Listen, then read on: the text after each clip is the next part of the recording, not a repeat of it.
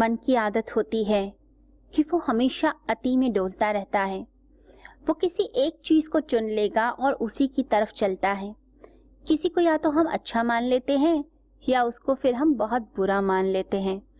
हम कभी ये नहीं कहते कि दोनों चीजें हो सकती हैं, कुछ अच्छाई भी है और कुछ बुराई भी। ऐसा मन नहीं समझ पाता। जब किसी पे प्यार आता है तो व्यक्ति दुनिया में सबसे अच्छा लगता है, उसके बिना जिया भी नहीं जाता, बार बार उसी की याद आती है। और जब कोई बुरा लगता है तो इतना बुरा लगता है सारी दुनिया में सबसे ज्यादा बुरा तो यही है।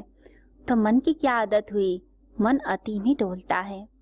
परमात्मा के विषय में भी मन एक ही तरफ जाना चाहता है, यानी या तो परमात्मा सृष्टा है या फिर परमात्मा के बारे में यह जो वक्तव्य है कि वो विनाश भी करते हैं, इसको स्वीकार नहीं कर पाता है। एक ही चीज को चुनना चाहेगा मन।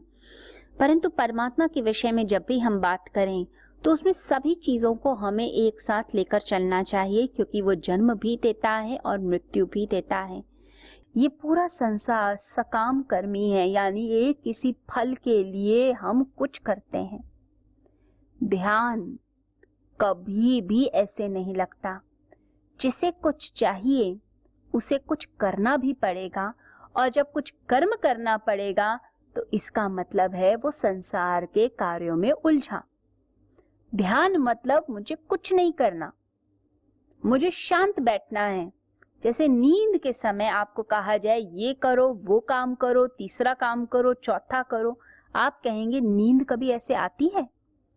अगर मैं सारे काम लेटे लेटे करने की कोशिश करूं तो मैं सोऊंगा कैसे? या मैं सोचता रहूंगा तो मैं सोऊंगा कैसे? सोने के लिए सब कुछ उठा के फेंकना पड़ता है साइड पे। आपको कुछ नहीं काम करना, आप रिलैक्स लेते हैं। जैसे जैसे विचार भी तिरोहित हुए, नींद में अपने आप एंट्री हो गई। ऐसे ही ध्यान होता है जब आपने कुछ नहीं करना, आपको कुछ भी नहीं चाहिए, कोई फल भी नहीं चाहिए, आप अपने मौन में, अपनी शांति में बैठे हैं, उसे ध्यान कहा जाता है।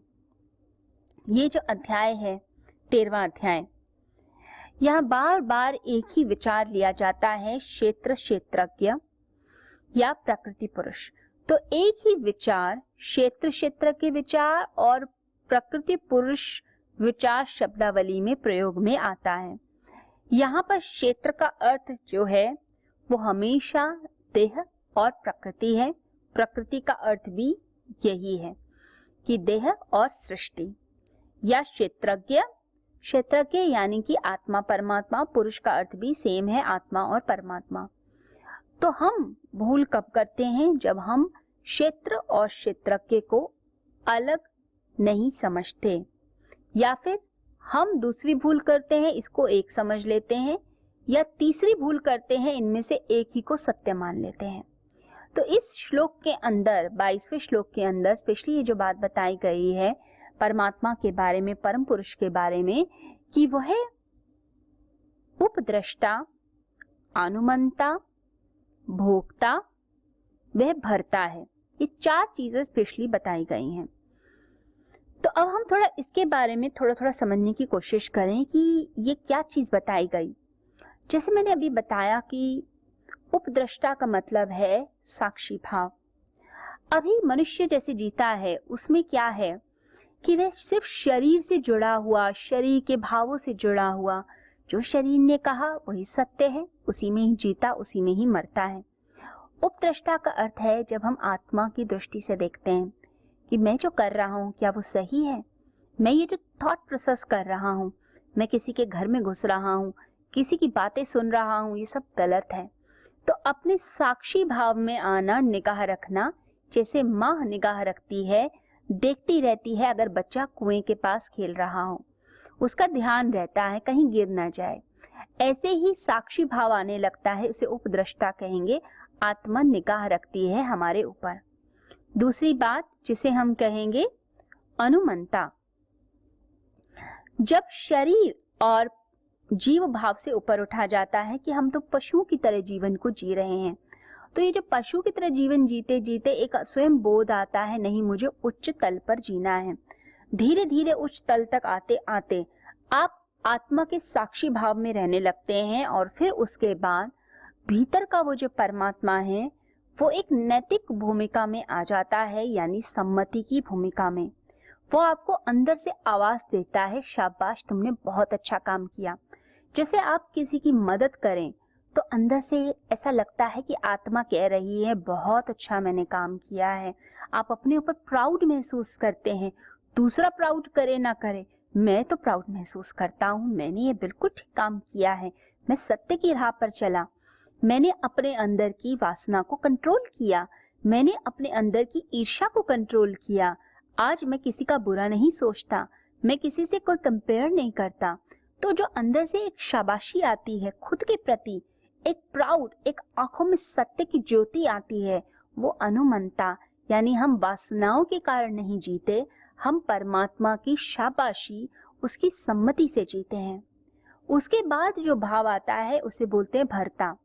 भरता का मतलब होता है कि जब मनुष्य असहाय स्थिति में होता है कि मैंने तो जितनी मेहनत करनी थी मैंने की, परंतु परमात्मा इससे ज्यादा मुझसे नहीं होता, मैं नहीं कर सकता, मेरे में है ही नहीं शक्ति, मैं क्या करूं। जैसे द्रौपदी ने परमात्मा को पुकारा कि मैं असहाय हूं, मैं नहीं कुछ कर सकती, उस समय परमात्मा स्वयं दौड़ कर आए, परमात्मा ने अपनी शक्ति दी।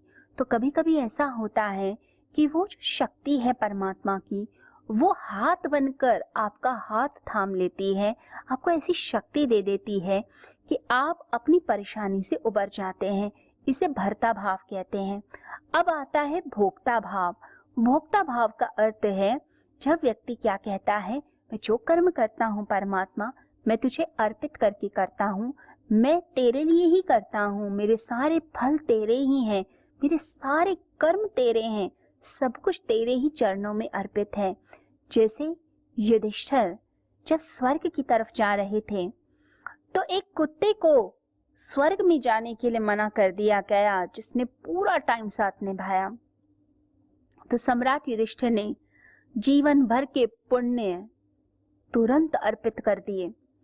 ये जो अर्पित कर देना है, भक्त का जो काम है, तुरंत अर्पित कर देना, उसका अर्थ है कि अब परमात्मा हमारे शरीर से ही भोग रहा है, हम उसके उपकरण बन चुके हैं। वही डिवाइन एनर्जी हमारे अंदर से बहती है, वही यूनिवर्सल एनर्जी, डिवाइन एनर्जी हमारे अंदर से बह रही है और हमने अपने आप को टोटली प्यूरिफाई कर दिया। जैसे कि कोई एक प्रॉपर चैनल बन गया, एक ऐसा चैनल जिसके अंदर कोई ऑब्स्ट्रक्शन नहीं है, सिर्फ एक फ्री फ्लो ऑफ एनर्जी है जो चलती जा रही है। तो भगवान के लिए हम अब भोक्ता भाव जो आ गया, भगवान के लिए हम उपकरण बन गए, तो अब वो भोक्ता हो गया। ये सबसे उच्च स्थिति होती है। तो ये जो गीता के श्लोक हैं, ये हमें जीवन जीने का एक तरीका भी बताते हैं। वो बताते हैं कि सबसे पहले तो हम अपने आप को वॉच करें कि हम क्या करते हैं, साथ ही साथ हम परमात्मा के प्यारे बनने की कोशिश करें, यानी जो काम करें हमारे अंदर से आवाज आए कि वाह क्या काम किया है तुमने। उसके बाद जहां हमारी एनर्जी एक लिमिट में आ जाए, वहां हम परमात्मा की शक्ति को पुकारें और उसे अपने अंदर लेने का प्रयास करें। उसके बाद जब हमारी ये स्थिति हो जाती है, तो उसके बाद हम परमात्मा के ही उपकरण बन जाएं कि परमात्मा जो कुछ हो तुम ही हो, तुम ही उन फलों को भोग लो, मेरे कर्म, मेरे फल सब कुछ तेरे ही हैं। जब ऐसा भाव आ जाता है तो समझ लीजिए हमारा जीवन सफल हो जाता है। बस ऐसे ही जीवन की अगर हम कामना करें और उसके लिए प्रयास करें तो ये समझ लीजिए फिर मुक्ति दूर नहीं है, फिर मुक्ति बहुत पास आ जाती है।